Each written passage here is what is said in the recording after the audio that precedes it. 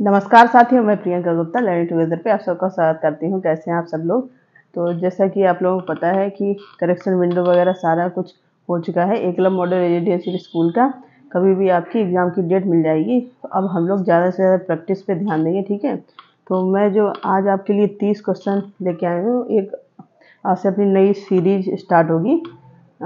ये हमारे आप लोग यहाँ पे देख पा रहे होंगे 30 का दम, इस प्रकार से कुछ सीरीज रहने वाली है, ठीक है। तो इसमें क्या करेंगे, जो आपके केंद्रीय विद्यालय में प्रीवियस ईयर क्वेश्चन आ चुके हैं, इसके अलावा मैंने बोला था एकलव्य मॉडल रेजिडेंशियल स्कूल में जो भी सिलेबस दिया गया है, क्योंकि कहीं ना कहीं बहुत सारा सिलेबस मैंने एक वीडियो बनाया, वहाँ पे आपको दिखाया कि जैसे कंप्यूटर है, आपका हिंदी है, इंग्लिश है, ठीक है, और आपके एजुकेशनल करंट अफेयर में किस प्रकार से क्वेश्चन पूछ सकता है। तो यहाँ पे आपको ये काफ़ी इम्पोर्टेंट होने वाली है, क्योंकि हो सकता है यहाँ से बहुत सारे क्वेश्चन डायरेक्ट ही आपको देखने को मिल जाएं, क्योंकि केंद्रीय विद्यालय है, नवोदय है, इसके प्रीवियस ईयर हम लोग करेंगे ज़्यादा से ज़्यादा, तो आपकी अपने आप प्रैक्टिस बहुत अच्छी हो जाएगी, ठीक है। तो इसमें जुड़ना ना भूलें और ज़्यादा से ज़्यादा शेयर करें। जो बच्चे भी एकलव्य मॉडल रेजिडेंशियल स्कूल की तैयारी कर रहे हैं वो सारे ही इसको ले सकते हैं। तो सबसे पहले यहाँ पे क्वेश्चन है कि अकल की रोटी खाना मुहावरे का अर्थ क्या है। अब यहाँ पे सबसे पहले हिंदी से ही हम लोग स्टार्ट करेंगे, क्योंकि बहुत सारे बच्चों को हिंदी में भी काफ़ी दिक्कत होती है। तो यहाँ पे मुहावरे से क्वेश्चन पूछा गया है, अकल की रोटी खाना, तो इसका क्या मतलब है। दुष्टता से जीविकोपार्जन करना, या फिर बुद्धि से जीविकोपार्जन करना, या फिर मेहनत से जीविकोपार्जन करना, इसका चालाकी से जीविकोपार्जन करना, ठीक है। तो अकल की रोटी खाने का क्या मतलब होता है कि अकल मतलब बुद्धि से आपसे रिलेट कर रहा है, ठीक है। तो यहाँ पे बी ऑप्शन सही हो जाएगा कि इस मुहावरे का अर्थ है बुद्धि से, अपनी जो भी जीवन यापन के लिए आप कमाई करते हैं, ठीक है, कमाते हैं या जॉब से किसी भी प्रकार से, ठीक है, तो उसको क्या बोलते हैं, बुद्धि। बुद्धि से जीव को पार्जन करना, ठीक है। नेक्स्ट क्वेश्चन है, निम्नलिखित विकल्पों में से शुद्धि वर्तनी वाला शब्द छांटिए। अब आपकी शुद्धि वर्तनी, और ये क्लास जो हिंदी नॉर्मल है और रीजनल लैंग्वेज हिंदी है, दोनों के ही इक्वल इम्पोर्टेंट है, ठीक है। तो सारे बच्चे इसको करें, क्योंकि ये प्रीवियस ईयर हैं, ये मैंने खुद से नहीं बनाए हैं या फिर कोई एक्सपेक्टेड क्वेश्चन नहीं है, प्रीवियस ईयर है, वो भी आपके जो केंद्र में एग्जाम होते हैं उनसे, ठीक है। तो यहाँ पे पूछा गया कि शुद्धि वर्तनी वाला शब्द पूछा गया है। तो संन्यास है, संन्यास कैसे लिखा जाता है, ठीक है, संन्यास ऐसे लिखा जाता है, या फिर संन्यास, या फिर संन्यास। तो शुद्ध वर्तनी क्या होती है, संन्यास, यहाँ पे शुद्ध वर्तनी है, ठीक है। अब यहाँ पे क्वेश्चन पूछा जा रहा है, निम्नलिखित में से संयुक्त व्यंजन कौन सा है। संयुक्त व्यंजन क्या होता है आपका, जैसे आप लोगों ने अगर थोड़ी बहुत हिंदी पढ़ी है तो संयुक्त, जैसे का प्लस जो सा है वो क्या बनता है, जब दोनों मिलते हैं तो बनता है छा। इसलिए ये क्वेश्चन भी पूछा जा सकता है कि अगर आपको छा को दिखाना है कि किन किन शब्दों से मिलके बना है, तो किससे, का और सा से, ठीक है। इसी प्रकार का होता है आपका ता और रा, इससे मिलके क्या बनता है, जो त्रा होता है, त्रा त्रिशूल वाला, ठीक है। तो ये इससे मिलके बनता है। ये क्वेश्चन भी पूछा जा सकता है कि त्रा किससे बनता है। इसके बाद हम लोग देखेंगे, और यहाँ पे आपका जा हो गया, ठीक है, और जो इंग्या होती है, इंग्या समझते हैं ना, ठीक। तो ये जब दोनों अक्षर मिलते हैं तब क्या बनता है, ज्ञा से ज्ञानी बनता है। इसके है सा प्लस रा, ये दोनों में जब मिलते हैं तो क्या बनता है, श्रा बनता है, ठीक है। तो ये आपके संयुक्त अक्षर हैं जो आपको पता ही होने चाहिए, क्योंकि ये क्वेश्चन अभी आप लोग जब लोग प्रैक्टिस करते रहेंगे तो आप देखेंगे ऐसे क्वेश्चन भी पूछे जाते हैं, ठीक है। और ये जो नीचे हलंत लगा होता है, इसका मतलब होता है कि एक शब्द, मतलब जैसे अगर केवल आप का लिखते हैं तो इसका जब संधि विच्छेद, अगर केवल का संधि विच्छेद पूछा गया है तो हो जाएगा का, जब ये हलंत लगाएंगे मतलब केवल एक, फिर और इसमें आ, ये मिक्स होता है, ठीक है, तब ये बनता है का। तो शुद्ध ये होता है, ठीक है। तो ये ग्रामर की चीज़ें हैं, ये आपको पता होना चाहिए। जैसे आपने सा लिखा तो केवल सा है, तो इसका संधि विच्छेद क्या हो जाएगा, सा और प्लस आ, ठीक। तो आशा करती हूँ ये चीज़ समझ में आ गई। अब यहाँ पे पूछा है कि संयुक्त व्यंजन कौन सा है, तो यहाँ पे आपको संयुक्त व्यंजन बताना है, मतलब कि कौन सा अक्षर से मिलके कौन सी चीज़ बनी। तो ड़ा हो गया आपका, ये तो संयुक्त अक्षर में है नहीं। इसके साथ षटकोण है, इसका शा है संयम वाला, ठीक है, छा। तो आप लोग देखो ये संयुक्त अक्षर है, ठीक है, ये आप इनको संयुक्त अक्षर भी बोल सकते हैं, संयुक्त अक्षर। तो ये वाला जो है हो गया आपका डी आंसर यहाँ सही हो जाएगा, क्योंकि छा किससे बनता है, का प्लस षटकोण वाले सा से मिलके बनता है छा, ठीक है। इसके बाद नेक्स्ट क्वेश्चन हम लोग देखेंगे। यहाँ पे पूछा गया कि शैल नंदिनी में कौन सा समास है। अब ये आपका समास से क्वेश्चन पूछा गया है। तो सबसे पहले तो हम लोग क्या करेंगे कि यहाँ पे शैल नंदिनी इसके देखेंगे तो क्या हो जाएगा, शैल की नंदिनी, ठीक है। इसको ऐसे लिखेंगे, शैल नंदिनी का मतलब क्या हो गया, शैल की नंदिनी। और जहाँ पे की है, का है आपका, की है, ठीक है, और के है, और इस प्रकार से चीज़ें आती हैं ये बीच में, तो वो कौन सा होता है, तत्पुरुष समास, ठीक है।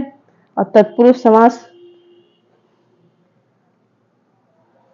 ठीक है, तो ये समास से क्वेश्चन है, आप लोग देख सकते हैं यहाँ पे कौन सा हो गया, मतलब शैल की नंदिनी, तो कौन सा हो गया, तत्पुरुष समास।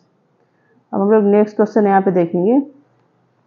निम्नलिखित विकल्पों में से एक शब्द बादल का पर्यायवाची समानार्थक नहीं है। मतलब पर्यायवाची का मतलब क्या होता है, समानार्थी। तो अगर आपसे समानार्थक पूछा गया है शब्द, तो उसका भी मतलब क्या है, पर्यायवाची शब्द, ठीक है। तो यहाँ पे शब्द दिए गए हैं, उसमें आपको बताना है कौन सा समानार्थी नहीं है, मतलब विलोम शब्द कौन सा है, किसका, बादल का विलोम शब्द बताना है। क्वेश्चन डायरेक्ट ये है, लेकिन आप लोग देख सकते हैं कितना घुमा के क्वेश्चन पूछा जाता है। तो मेघ हो गया, ठीक है, जलज हो गया, जलद, जलधर। तो यहाँ पे समानार्थी शब्द जो है वो हो जाएगा आपका जलज, ठीक है, क्योंकि जलज जो होता है, जलज अब किसका समानार्थी है, जो आपका कमल होता है, कमल का फूल होता है ना, तो जलज होता है कमल का समानार्थी। बाकी मेघ, जलद, जलधर ये सब किसके हैं, बादल के समानार्थी। तो इसका विलोम क्या हो गया, जलज। नेक्स्ट क्वेश्चन देखेंगे अब हम लोग। निम्नलिखित में से परांग मुख शब्द का सही संधि विच्छेद पूछा गया है, तो इसको संधि विच्छेद करना है। तो ये आपका है परांग मुख, ठीक है। तो इसका जब संधि विच्छेद करेंगे तो हो जाएगा पराग, क्योंकि ये होगा नहीं, विसर्ग है, विसर्ग का यहाँ पे नहीं होगा, यहाँ पे पूरा पूरा लिखा है परांग, क्योंकि आधा ना ऊपर इसमें शब्द में ही नहीं दिया गया है। तो पराग प्लस मुख, आपका बी ऑप्शन जो है यहाँ पे करेक्ट हो जाएगा, ये इसका संधि विच्छेद होगा, ठीक है। आप लोग ये क्लास ज़रूर करना, मैं और क्लास के लिए इतना आपको वो नहीं बोलती हूँ, क्योंकि वो क्वेश्चन है कि हम लोग सिलेबस के अकॉर्डिंग सारी चीज़ें करने लगेंगे। प्रीवियस ईयर है, वो भी आपके सेंट्रल गवर्नमेंट में जो एग्ज़ाम हो चुके हैं उससे रिलेटेड, तो आपके लिए काफ़ी इंपॉर्टेंट है। अगर आप छोड़ेंगे तो आपका ही नुकसान होगा, आपको यहाँ से डायरेक्ट क्वेश्चन देखने को मिल जाएगा, ठीक है।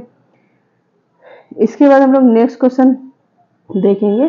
निम्नलिखित वाक्यांश के लिए दिए गए वैकल्पिक शब्दों में से उपयुक्त शब्द चुनिए। वह स्त्री जिसके पति ने उसे त्याग दिया हो, मतलब ये एक पूरा वाक्य दिया है, तो उसको पूछा है कि उसका एक शब्द क्या होगा, ठीक है। तो यहाँ पे क्या हो जाएगा आपका, परकीया हो जाएगा, परित्यक्ता हो, दुर्भाग्यवती, या फिर प्रोसित पतिका, ठीक। तो वह स्त्री जिसके पति ने उसे त्याग दिया है उसको क्या बोला जाता है, उसको बोला जाता है परित्यक्ता, ठीक है। तो बी यहाँ पे आंसर आपका सही हो जाएगा। नेक्स्ट क्वेश्चन है, वीरेंद्र पक्का सरकार का समर्थक है, इस वाक्य में किस प्रकार की अशुद्धि है। यहाँ पे अशुद्धि पूछी गई है। अब सही से आप सेंटेंस पढ़ेंगे, वीरेंद्र पक्का सरकार का समर्थक है, ठीक है। तो पदक्रम संबंध अशुद्धि है, या फिर विशेषण संबंध अशुद्धि है, या फिर क्रिया संबंधी अशुद्धि है, या फिर संज्ञा संबंधी अशुद्धि है। तो यहाँ पे कौन सी है, तो आप लोग देख सकते हैं वीरेंद्र पक्का सरकार का समर्थक है, ये सेंटेंस ही अलग ही प्रकार से लग रहा है। इसको अगर सही से लिखेंगे तो क्या हो जाएगा, वीरेंद्र सरकार का क्या हो जाएगा, पक्का समर्थक है, ठीक है। शुद्ध शब्द ये होगा। तो आप लोग देख सकते हैं पक्का यहाँ पे पहले कर दिया, तो विशेषण से संबंधित तो है नहीं, ठीक है, क्रिया भी नहीं है आपका, संज्ञा भी नहीं है, तो यहाँ पे ए ऑप्शन वो सही हो जाएगा। जो पदक्रम मतलब पदक्रम दिया गया है ये पक्का ये कहाँ पे आएगा, बाद में आएगा, ये ना कि पहले आएगा। ठीक है, नेक्स्ट क्वेश्चन है, हम लोग देखेंगे इसको। परतंत्र का विलोम शब्द विपरीतार्थक शब्द चुनिए। परतंत्र का विलोम शब्द ये सिंपल सा ही, जनतंत्र है, पराधीन है, गणतंत्र है या फिर स्वतंत्र है। तो परतंत्र का क्या होता है, स्वतंत्र। ठीक है, नेक्स्ट क्वेश्चन है, निम्नलिखित में से किस समूह के तीनों शब्द समान लिंग के हैं। यहाँ पे समान लिंग के मतलब स्त्रीलिंग है, पुल्लिंग है। तो यहाँ पे तीन शब्द दिए गए हैं जो आपको बताना है कि तीनों ही समान है, या तो स्त्रीलिंग है तीनों या फिर पुल्लिंग है तीनों। ठीक है, तो छात्र, फुटबॉल, सागर, लता, धूप, पेड़ या फिर हाथी, पवन, हॉकी या फिर घोड़ा, पानी, होली। ठीक है, तो यहाँ पे देखते हैं लता, लता लड़की का नाम होता है तो स्त्रीलिंग है। धूप, पेड़, ठीक है, तो ये होगा नहीं। हाथी, पवन, हॉकी, घोड़ा, पानी, होली। ठीक है, तो यहाँ पे छात्र है, पुल्लिंग दिखाया गया है। फुटबॉल पुल्लिंग, इसके सागर। ठीक है, तो यहाँ पे जो ए है आपका वो क्या है, एक ही लिंग को दर्शा रहा है, कौन सा, पुल्लिंग को। ठीक, बाकी में आप लोग देख सकते हैं, जैसे लता यहाँ पे स्त्रीलिंग है। ठीक है, हाथी, हाथी, पवन, हॉकी, घोड़ा, पानी, होली, ऐसे शब्द जब आए तो कोई सेंटेंस बना के देख लें, उससे आपको थोड़ा सा आइडिया लग जाएगा। अब जैसे यहाँ पे मेरा लगा के देख सकते हैं आगे, जैसे छात्र दिया गया तो मेरी छात्र, मेरा, मेरी छात्र मतलब छात्र, और स्त्रीलिंग इसका क्या होता है, छात्रा, ये आपको पढ़ा भी होगा। ठीक है, इसके बाद फुटबॉल, सागर, ये सारे क्या है, इस पुल्लिंग है आपके। अब हम लोग देखेंगे यहाँ पे, अब यहाँ पे देखो कैसे सर्व शिक्षा अभियान से आपको क्वेश्चन पूछा गया है। ठीक है, तो ये मैंने करवाया हुआ भी है सर्व शिक्षा अभियान, जिन्होंने क्लासेस नहीं देखी वो लोग देख सकते हैं। तो इस प्रकार से आपके एजुकेशनल करंट अफेयर जो जिसकी बात हम लोग कर रहे थे वो यहाँ पे कुछ इस प्रकार से क्वेश्चन पूछे जाएंगे। ठीक है, तो यहाँ देखते हैं भारत में सर्व शिक्षा अभियान जिसको एसएसए का शुभारंभ कब हुआ था। ठीक है, तो 2008 में, 2006 में, 2001 में या फिर 2007 में। तो ये कब हुआ था, 2001 में एसएसए स्टार्ट हुआ था। ठीक है, इसके नेक्स्ट क्वेश्चन हम लोग देखेंगे यहाँ पे। अब यहाँ पे आपका दिया गया है रीजनिंग से क्वेश्चन है, तो इसको भी कर लेते हैं। निम्नलिखित संख्याओं में से कौन सी एक संख्या अन्य सभी संख्याओं से मेल नहीं खाती है। ठीक है, तो यहाँ पे दिया गया है 2 दिया गया है, 5, 10, 17, 26, 37, 50 और 64। ठीक है, तो यहाँ पे जब हम लोग सीक्वेंस बनाएंगे 2 और +3 कितने हो गए, 5, और यहाँ पे 5 में 5 जोड़ेंगे तो कितना हो जाएगा, 10 हो जाएगा। 10 में 17 जोड़ेंगे, 10 में 17 कितने जोड़ेंगे, 7 जोड़ेंगे तो 17 हो जाएगा। इसके बाद 17 में जब हम लोग 9 जोड़ेंगे तो कितना हो जाएगा, 26। 26 में कितने जोड़ेंगे, 11, तो 37 हो जाएगा। अब 37 में 50 करने के लिए कितने जोड़े जाएंगे, 13 जोड़े जाएंगे। ठीक है, इसके बाद अब देखो सीक्वेंस क्या बन रहा है, 3, 5, 7 मतलब 2-2 अंक छोड़ के सीक्वेंस बन रहा है, तो यहाँ पे 15 होना चाहिए। ठीक है, तो लेकिन जब हम लोग 50 में 15 जोड़ें तो 5 और 6 65 हो रहा है। यहाँ पे दिया है 64, तो यही वाला हमारा है जो वो मेल नहीं खाता है। ठीक है, क्योंकि यहाँ पे सीक्वेंस के अकॉर्डिंग 65 होना चाहिए। ठीक है, तो आपका डी आंसर यहाँ पे सही हो जाएगा। ठीक है, ऐसी रीजनिंग आपके एकलव्य मॉडल रेजिडेंशियल स्कूल में देखने को मिलेगी, तो आप लोग परेशान ना हो, इसको प्रैक्टिस सेट करते रहें। ठीक है, इसके नेक्स्ट क्वेश्चन हम लोग देखेंगे कि एक व्यक्ति 10 किलोमीटर पूर्व की ओर चलकर 12 किलोमीटर उत्तर की ओर चलता है, उसके बाद बाएं मुड़कर 5 किलोमीटर चलता है। ठीक है, अब वह अपनी आरंभिक स्थान से कितना दूर है।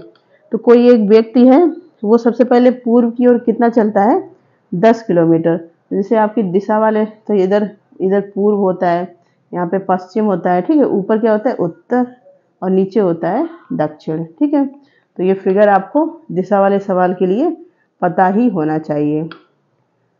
ठीक, अब हम लोग देखते हैं एक व्यक्ति है पूर्व की ओर, तो ये ऐसे फिगर है, यहाँ पे ऐसे तो पूर्व इधर है, इधर ही है ना पूर्व आपका, तो ये कितना चला 10 किलोमीटर।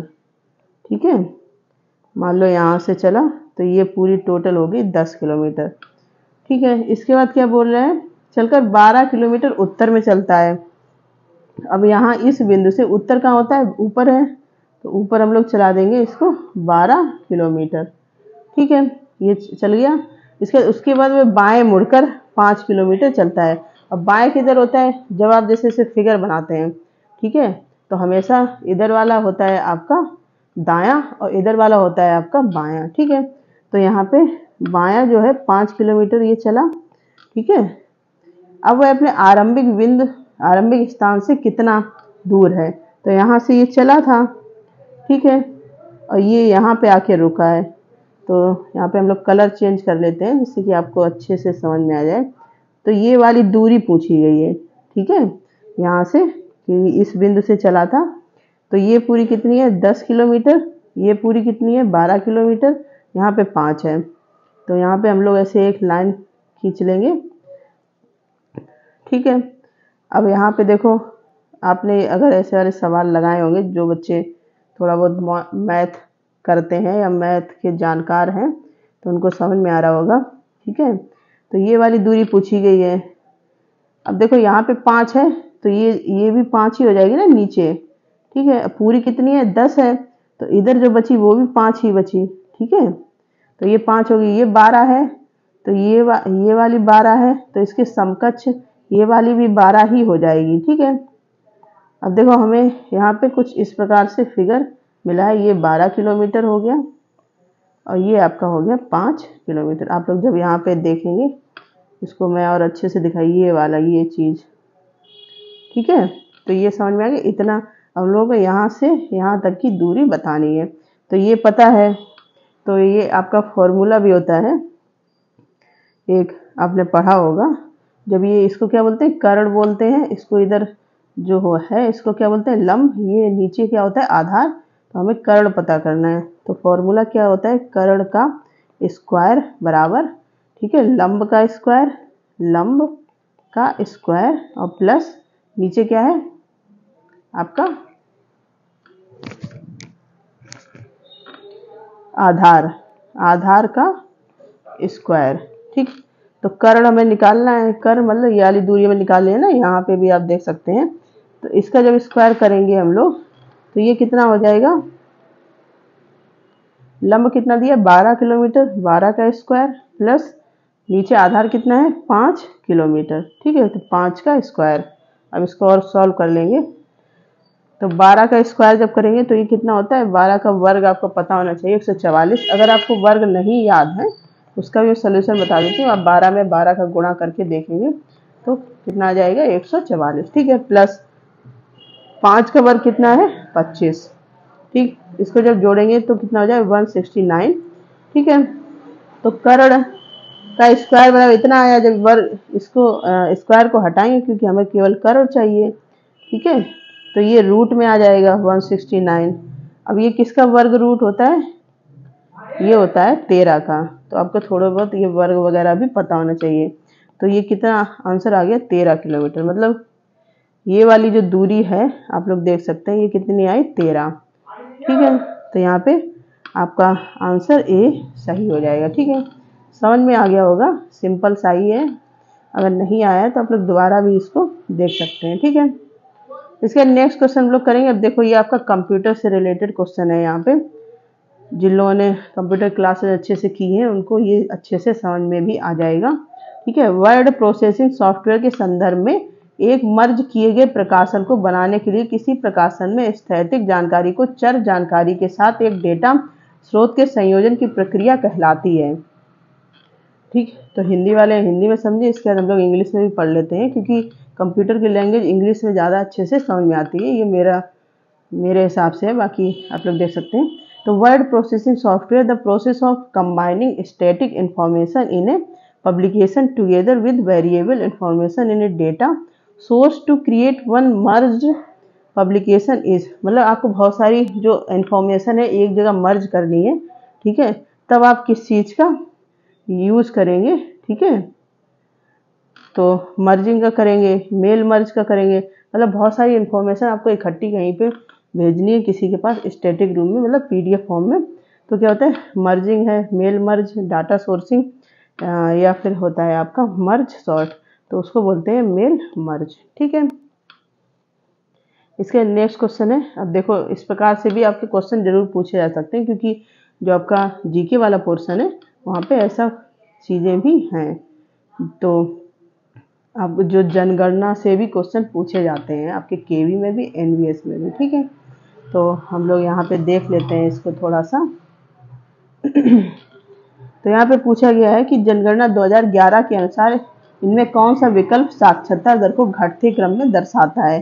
किसके हिसाब से, जो आपकी जनगणना 2011 सेंसस 2011 है उसके हिसाब से। ठीक है, तो यहाँ पे आपका कौन सा सही हो जाएगा, मिजोरम, लक्षद्वीप, केरल, केरल, लक्षद्वीप, मिजोरम, या फिर लक्षद्वीप, केरल, मिजोरम, या फिर केरल, मिजोरम, लक्षद्वीप। तो यहाँ पे आपका B ऑप्शन जो है वो सही हो जाएगा, क्योंकि केरल की कितनी है, 94% है। लक्षद्वीप की आपकी जो कह सकते हैं साक्षरता दर है वो कितनी है, 91.85। इसके बाद मिजोरम की है आपकी, ये सब चीज़ें आपको पता होनी चाहिए, 91.33। ठीक है, ये किसके हिसाब से, जनगणना 2011 के हिसाब से। तो इस प्रकार से जब सीक्वेंस में आप लगाएंगे तो ये वाला आंसर आपका सही हो जाएगा। ठीक है, नेक्स्ट क्वेश्चन हम लोग देखेंगे। यहाँ पे आपको भी क्वेश्चन अच्छे लग रहे होंगे, इसी प्रकार से क्वेश्चन पूछे जाएंगे, तो आप लोग इसको अच्छे से तैयार करके रखें, जिससे कि पेपर में कोई दिक्कत ना हो। अब प्रैक्टिस स्टार्ट कर दो, प्रैक्टिस का ही टाइम अब है। ठीक है, इसके बाद नेक्स्ट क्वेश्चन ये रीजनिंग का है। एक समूह के 8 सदस्यों ने एक दूसरे से एक बार हाथ मिलाया। 8 सदस्य हैं, ठीक है, अब एक दूसरे से एक बार हाथ मिलाया, कुल कितने बार हाथ मिलाए गए। ठीक, मतलब एक सदस्य उसने 8 बार हाथ मिलाया। ठीक है, तो यहाँ पे देख लेते हैं। तो इसको सीधा सा है, 8 सदस्य हैं तो एक हम लोग कम करके लिखेंगे, 7 + 6 + 5 + 4 + 3 + 2 + 1। ठीक, इसको ऐड कर देंगे तो कितना आएगा, 1 और 2 कितना हो गया, 3। 3 में जब लोग 3 जोड़ेंगे तो 6 हो गया। ठीक है, 6 हो गए, 6 और 4 10, 10 और 5 15, 15 और 6 21, 21 और 7 28। ठीक, तो यही इसका सीधा सा है, जितने भी पूछे गए उससे एक कम करना है। ठीक है, हमेशा जैसे 9 पूछे गए तो आप यहाँ पे 8 + 7 + 6 + 5 + 4 + 3 + इस प्रकार से अगर क्वेश्चन आता है तो आप ऐसे कर लेंगे। ठीक है, तो आंसर कौन सा हो गया आपका, B आंसर यहाँ पे जो है वो करेक्ट हो गया। ठीक है, इसके बाद नेक्स्ट क्वेश्चन है। अब ये फिर से कंप्यूटर का क्वेश्चन है, आप लोग यहाँ पे देख सकते हैं। तो कंप्यूटर यहाँ पे मिक्स ही क्वेश्चन दिए गए हैं, ये KVS के प्रीवियस ईयर है आपका। तो यहाँ पे सारे मिक्स क्वेश्चन आपको दिए गए हैं, कंप्यूटर भी है, हिंदी भी है, सब कुछ। ठीक है, अब हम लोग इसको देखते हैं इसमें क्या पूछा गया है। पहले सबसे पहले क्वेश्चन अच्छे से पढ़ेंगे। कंप्यूटर नेटवर्किंग में www का अर्थ पूछा गया है, बहुत सिंपल सा क्वेश्चन है। www आपको फुल फॉर्म भी पता होना चाहिए। ठीक है, तो वर्ल्ड वाइड वेब और इंटरनेट के माध्यम से एक्सेस किए गए हाइपर टेक्स्ट दस्तावेजों की एक प्रणाली है। इसके बाद वर्ल्ड वाइड वेब और विभिन्न प्रकार के कंप्यूटरों का एक नेटवर्क है जो भौतिक रूप से एक दूसरे से जुड़े होते हैं। इसके नेक्स्ट ऑप्शन है आपका वर्ल्ड वाइड वेब इंटरनेट के माध्यम से दस्तावेजों तक पहुंचने के लिए उपयोग किए जाने वाला प्रोटोकॉल का एक सेट है। ठीक है, चौथा है वर्ल्ड वाइड वेब इंटरनेट का दूसरा नाम है, तो ये भी नहीं सही है, दस्तावेजों का उपयोग किए जाने का सेट, ये सेट भी नहीं है। ठीक है, और इसके दूसरा ये जो बोला कि फिजिकल रूप से जुड़े होते हैं, तो इतना पूरी ऑल इंडिया का नेटवर्क हम लोग यूज़ करते हैं, कहीं से भी कहीं की भी इंफॉर्मेशन देख सकते हैं। तो इसके लिए ये फिजिकल तो नहीं है, क्योंकि ऐसे पूरा तार का जाली बन जाएगा। ठीक है, तो पहला जो ऑप्शन है वर्ल्ड वाइड वेब और इंटरनेट के माध्यम से एक्सेस किए गए हाइपर टेक्स्ट दस्तावेजों की एक प्रणाली है, तो ये आपका यहाँ पे बिल्कुल सही है। ठीक है, तो A ऑप्शन जो है वो सही हो जाएगा, यहाँ पे आपका आंसर A सही हो जाएगा। ठीक है, तो इसके बाद नेक्स्ट क्वेश्चन हम लोग देखेंगे। यहाँ पे भी आपका रीजनिंग का एक क्वेश्चन दिया गया है। ठीक है, जिसको आपको बताना है कि क्या क्या सही है और कैसे ये आ सकता है। ठीक है, तो यहाँ पे एक पूरा दिया गया है, यहाँ पे 2 दिया गया, 8 दिया गया, 4, 5, 125, 25, 6, 216। फिर यहाँ पे आपको बताना है कि क्या है, तो इसको सॉल्व करेंगे। सबसे पहले 2 दिया गया है, ठीक है, फिर दिया गया 8। तो 8 क्या होता है, 2 का क्यूब होता है आपका 8। ठीक है, और जो आपका तीसरा दिया गया है 4, ये होता है 2 का वर्ग। ठीक है, तो यहाँ पे भी यही सीक्वेंस है। 5 है, फिर 5 का क्यूब आपका दिया गया 125, इसके बाद 5 का स्क्वायर दिया गया है कितना, 25। ठीक है, तो ये सीक्वेंस समझ में आ गया। अब 6 है, तो यहाँ पे 6 का क्यूब है, ये 6 का क्यूब कितना होता है, 216। अब 6 का स्क्वायर कितना होगा, 6 36। ठीक है, 6 का स्क्वायर कितना होता है, 36। तो आंसर कितना हो जाएगा, 36 आंसर आपका करेक्ट हो जाएगा। ठीक है, इसके बाद नेक्स्ट क्वेश्चन है, ये भी आपका कंप्यूटर से रिलेटेड क्वेश्चन है, इसको भी हम लोग देखेंगे। निम्नलिखित में से कौन सा कथन रैंडम एक्सेस मेमोरी रैम के लिए सत्य है। अब आपको जब मैंने क्लास करवाई है तो ये सब बताया कि रैंडम एक्सेस मेमोरी का फुल फॉर्म क्या होता है। इसके बाद ये मैंने डिफरेंस भी करवाया। अगर आपने अच्छे से क्लासेस करी होंगी तो आपको ये चीज़ पता होगी। रैम कंप्यूटर के लिए मुख्य सर्किट बोर्ड है। बिजली बंद होने पर रैम का डेटा समाप्त हो जाता है। ठीक है, रैम डेटा के लिए दीर्घकालिक भंडारण है। रैम किसी छवि के आंतरिक प्रतिनिधित्व को किसी ऐसी चीज में परिवर्तित करता है जिसे कंप्यूटर मॉनिटर का उपयोग करके प्रदर्शित करता है। तो डी तो नहीं होगा आपका, मुख्य सर्किट बोर्ड नहीं है। फिर मदरबोर्ड का क्या काम रह जाएगा। ठीक है, इसके बाद है बिजली बंद होने पर रैम का डेटा समाप्त हो जाता है। ठीक, तो यही बी ऑप्शन आपका सही हो जाएगा, क्योंकि ये टेम्परेरी होती है। ठीक है, अस्थायी मेमोरी इसको बोलते हैं। रैम कैसी होती है आपकी, अस्थायी, टेम्परेरी मेमोरी। ठीक है, तो यहाँ पे बी आंसर सही हो जाएगा। तो ये कुछ क्वेश्चन थे आपके प्रीवियस ईयर से हैं और सारे मिक्स हैं, तो और मैंने अच्छे से समझाने की कोशिश भी की है, तो आपको समझ में आ रहा होगा। इस प्रकार से हम लोग 30-30 क्वेश्चन डेली करेंगे। ठीक है, मिक्स ही होंगे और कुछ इंपॉर्टेंट लगता है बीच में तो मैं उसकी भी क्लास ला सकती हूँ। तो इसी प्रकार की क्लास अपडेट के लिए बने रहिए लर्न टुगेदर से, और इतना प्यार और सम्मान देने के लिए बहुत बहुत धन्यवाद। आपका PDF भी मैं इसका दे दिया करूँगी। ठीक है, तो ये हम लोग करने वाले हैं, प्रैक्टिस आज से स्टार्ट कर दी। ठीक है, इसी प्रकार से जुड़े रहिए, धन्यवाद।